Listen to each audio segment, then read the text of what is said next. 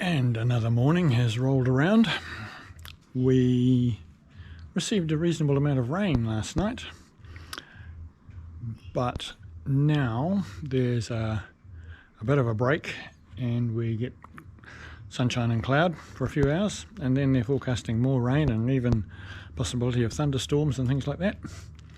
So this morning I went out and bought some more timber so that I can carry on with the job I started yesterday. Let's go for a walk and I'll show you what I'm up to. But first, gumboots.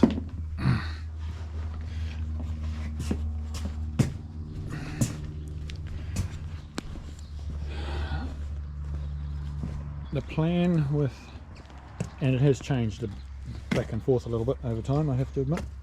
The plan with this here is to have this retained and shingle in here, and then a step about here and more shingle which is already there in there, and this barrel here will go on that lower one, and the water that is coming off the roof will go into that. So that's the plan for the few hours that I have. I started yesterday afternoon and hopefully I can at least get this lower bit finished today, and then I can think more about the barrel and get that organised. And then the second part is, well, there's less work involved in the second part, let's just say that. Well, I'm expecting there to be less work involved in the second part. As a precaution, I have put the timber that I bought in the garage here so that I can bring my saw in here, and then even if I do get a shower or whatever, it's not going to matter. But first, a cup of tea, and then we'll get into it. Originally, my plan was to build a platform out of 150 by 50 timber for the barrel to sit on. With more time to think about it, I decided against that, as unless I laid concrete under the platform, we would have been left with an area under there that would grow weeds. Also, it wouldn't hide the edge of the concrete. Aesthetically, this is a better option.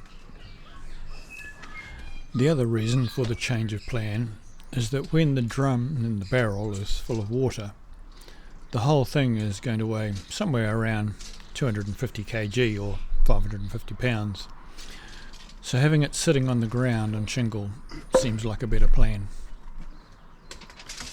It's another thing I'll come back to another day in a different video, is the strange halfway house that the USA uses for measuring things. I digress. The lower boards, for about 3/4 of the way up the path, are sitting on the path. The incline of the path is not uniform, so I had to do a lot of measuring and marking so that I could cut the bottom of the boards to fit correctly. This was made a lot easier by using the laser level that you can see on the tripod in the background. All these angles did create some interesting bevel cuts, which I got mostly correct, as against correct mostly, i.e. some weren't perfect, but I'm not making furniture here. There was a lot of measuring and thinking, measuring again, marking and remarking to work out how I was going to make the retaining boards work, and then cutting them. The difference in height between the driveway at the top and where the boards come around to the shed at the bottom is almost 500 millimeters, or 20 inches in old money. The lower section where the barrel is going to sit is about 320 of that 500.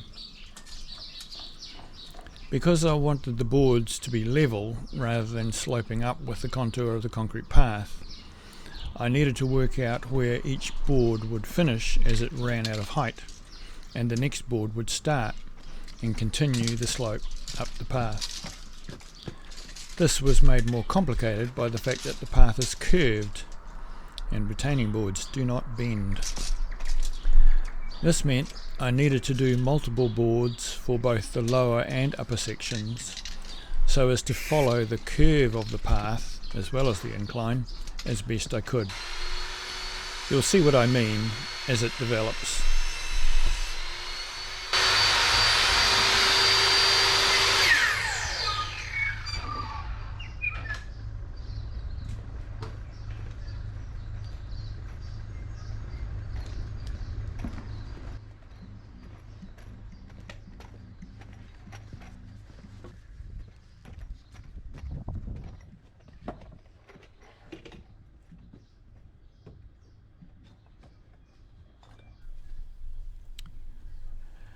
You can see that I ran all the boards all the way through against the shed and where the deck is going to go in the front of the shed.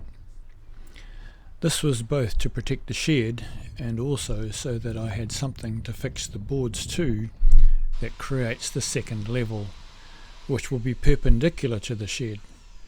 I didn't want to rely solely on the peg. You will see at the end of the video that I did a similar thing at the other end of the board by running the board coming up the path beyond the peg so as to give it extra lateral support. Quite a lot of the video I recorded was not useful due to light issues, the barrel obscuring what I was doing, and the Tillerson tracker getting confused by Kathy walking past at one point. She disappeared through the garage and the tracker stayed pointing in that direction, and I didn't notice. It would have been rather boring for you to watch anyway, as there was a lot of measure twice, make one cut, measure again, cut the other side of the board, etc. It is always a lot more work when you're trying to patch something new into something existing. One thing I have appreciated having for this job is the 54 volt DeWalt 125mm or 5-inch grinder with a concrete blade in it. It enabled me to trim up some of the concrete edges where it had previously gone around the vertical half-round timbers for a neater fit for the boards. Right at the top end, where the board height above the concrete basically runs down to null, I wanted the board to go from being on top of the concrete at the start of the board at the lower end to inside the concrete at the top end. This was so that the board would have at least 100mm of height to give it strength.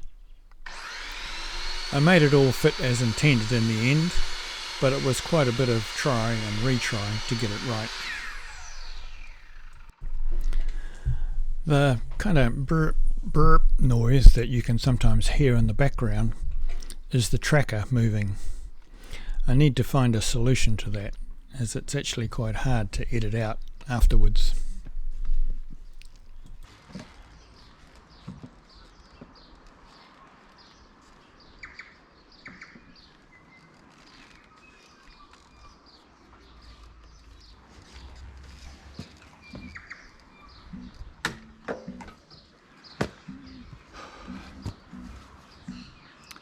I'm starting to make mistakes, which tends to suggest it's time for lunch.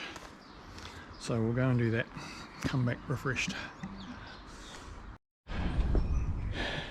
Here we are at not the end of the day, but the end of the woodwork for this particular bit. So, and we have had thunder and lightning for the last probably 20 minutes, but no rain thankfully. Seems to be going around us. So this is what we have. This lower bit here is where the barrel is going to go. There'll be shingle in there once I put the concrete from the barrel in there to bury it, and then there'll be shingle in here as well. I was just talking to Kathy about maybe having a half barrel up here for a water feature. We'll see how the plans go, but this is one of those jobs that's been waiting for months, maybe a year even. Let me think about this. Yeah, probably. I'm pleased to have this much of it done. I'll do a bit of it.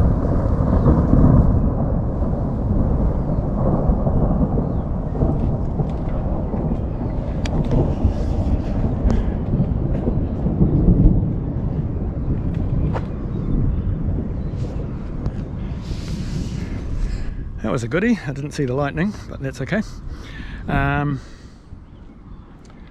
will go around and cut the tops off the pegs once I've put everything else away, just in case we do get a sudden deluge.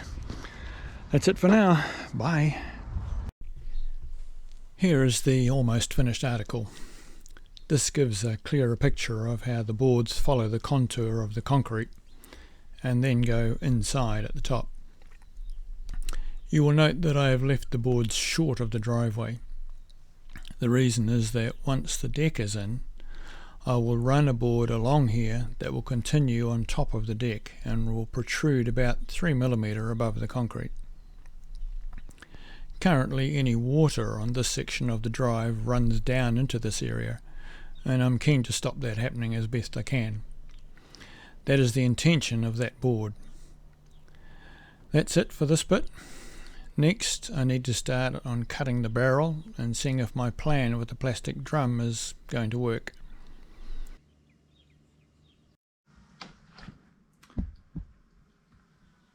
The time has come to start working on the barrel. What I'm intending to do at this point is to go around and put all the screws into that band so that it doesn't slip off once I cut the top off the barrel. So here we go.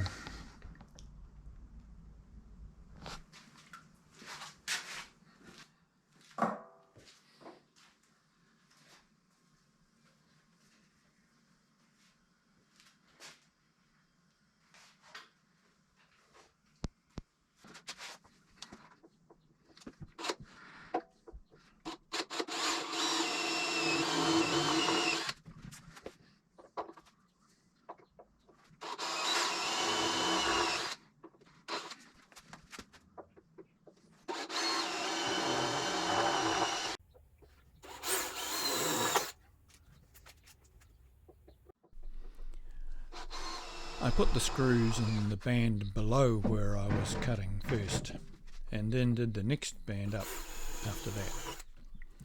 For the first band, I went around with the centre punch and marked where they were going to go, making sure that I wasn't putting a screw in at a join of the timbers. I was quite careful when drilling the holes in the band, as I didn't want to drill into the timber behind any more than was absolutely necessary.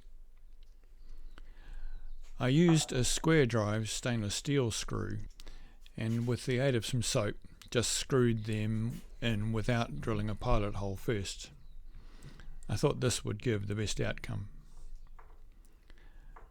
The reason I screwed them in by hand is that I have learnt from experience that stainless steel screws are not very strong, or tough if you like, and using a driver with a square drive can very easily tear the heads off them. With the posi drive screws, it's very easy to tear the posi head out.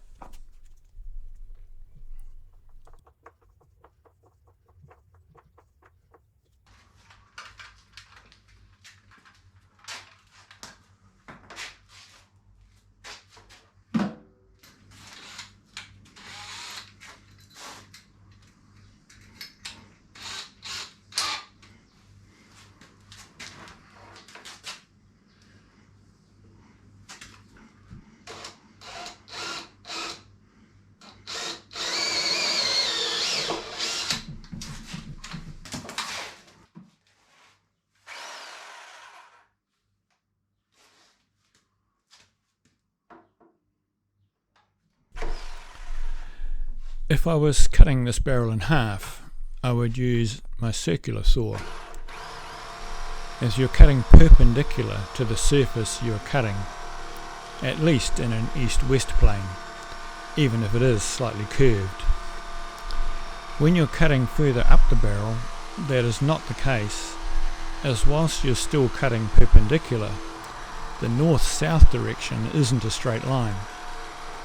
The various pins and screws in the band are also easier to negotiate with the jigsaw.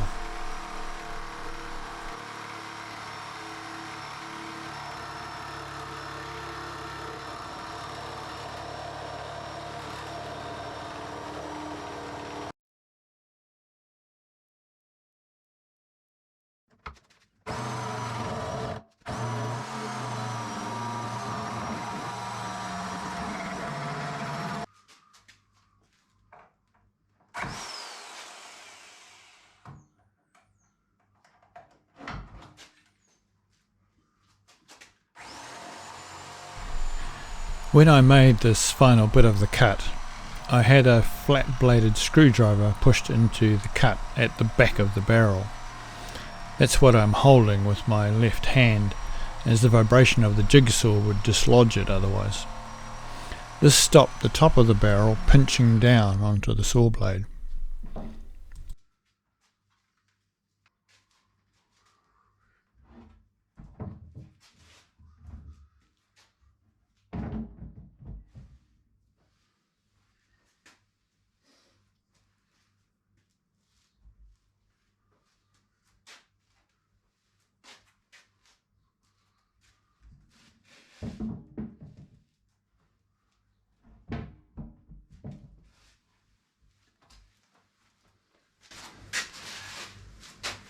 Well, it just fits snugly in the top, which is okay. That's actually quite good because it'll help hold the barrel out, if you like. It's a little more snug than what I anticipated it being, but that's actually fine. In part, that's because of the... I'm going to bring you a bit closer. You can see here that the barrel isn't exactly round, which you wouldn't expect it to be, and also these pegs that hold the bands. So if I cut a little bit out of there, that will drop in a bit better. But I will also chamfer the inside of this so that it just drops in a bit better than it does. You can see this was a red wine barrel and well preserved. It was quite noticeable when I was cutting it that obviously some of the oak is harder than other. The jigsaw would, you know, move quite quickly and then it would really slow down as it progressed. That's okay and not unexpected. The next test is, does the drum fit? Let's have a look.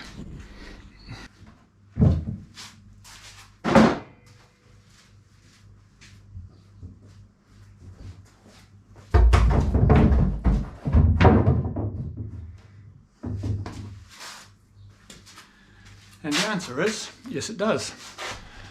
So that's good, I'm pleased with that. Now the other morning, in the wee small hours, as often the case when I'm thinking about things like this, a thought suddenly came to me that I should actually use one of the other drums that I have and not this drum. And the reason is that the other drums are complete and they have the top on them. One of them is going to be used for a compost roller bin, but the other one, if I was to invert it and put the... I'll go and get it and then I'll show you.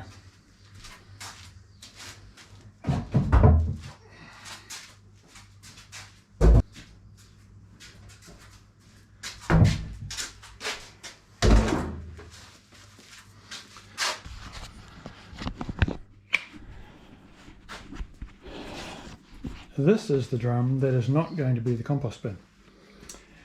And the thought suddenly occurred to me that actually they already have a hole in them. And what's more, it's threaded on the inside. And so that would give me the two penetrations that I need, one for the overflow and one for the tap, if you like, one of a better, without me having to fluff around and figure out how I'm going to seal the bottom of the drum and all those good things. So that was a fortuitous, I'll say fortuitous, thing to think, and is going to make my job a lot easier. I think it is anyway, time will tell. And and this one I'm pretty sure is the same size and will fit quite adequately. And then once it's in, I can figure out how much of the bottom I need to cut off.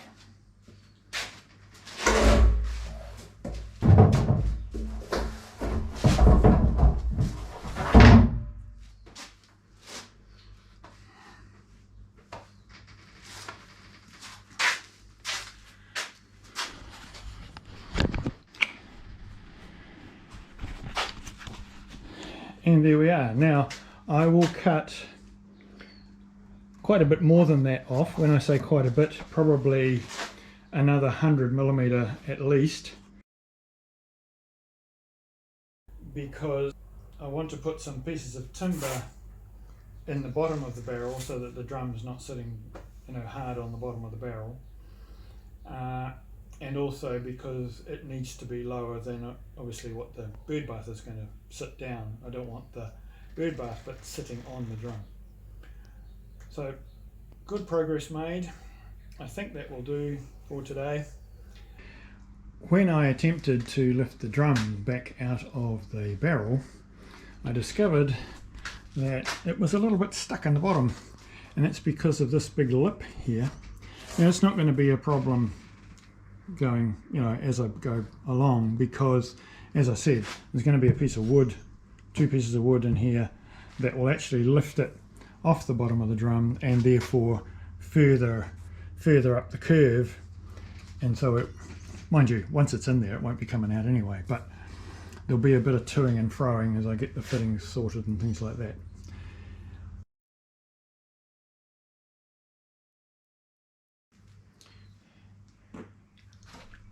It's not quite cup of tea time yet, so I thought let's have a look at this and see how easy this is going to be. Now I have one of these holes has a bung in it. In the middle of that bung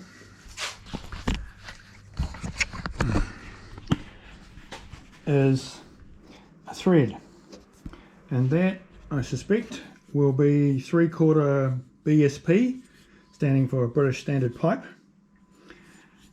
That will make my life a lot easier if I can just put that in there. Originally, well, I don't know that originally is the right word, but these are designed so that you can leave the bung in and punch the center out and then put a tap in there, and then lie the drum on its side and you can drain the contents out. The other thing they do with them a lot is they have a pump that actually winds into the thread on the bigger thread, and it's a lever pump that you pump by hand. I'm sure they have electric ones that do the same, do a similar thing where you can just put the pickup in there, it'll go all the way to the bottom or whichever level you want it to go to, turn it on and it pumps the barrel out.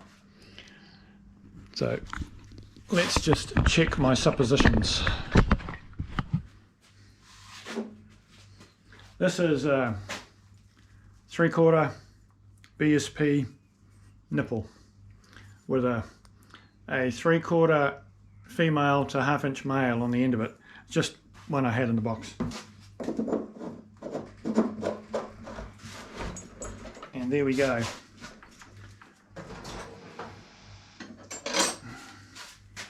Now if I put a spanner on that, it might even punch that centre bit out. I'll put this to one side at the moment.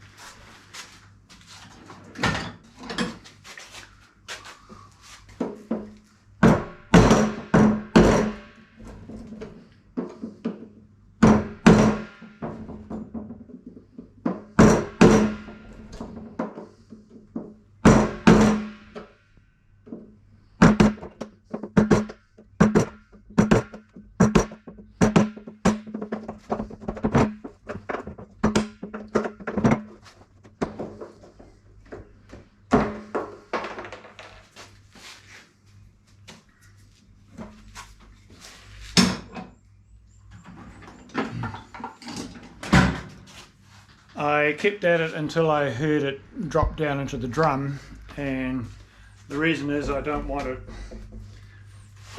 potentially moving back up with the water in there and closing off the opening.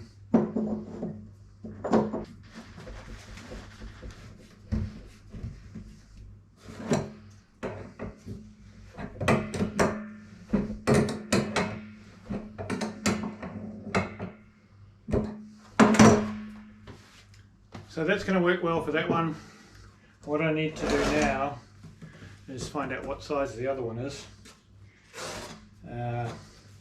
because I want that to be a bigger size anyway, because it's the overflow, and because there's a downpipe running into the top end, we need something a reasonable size to come out the bottom end. But that's good progress. I'm pleased.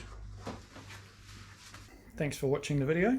Thank you for your time in doing that, and I hope that you've enjoyed seeing what I'm doing and how I'm doing it. See you next time.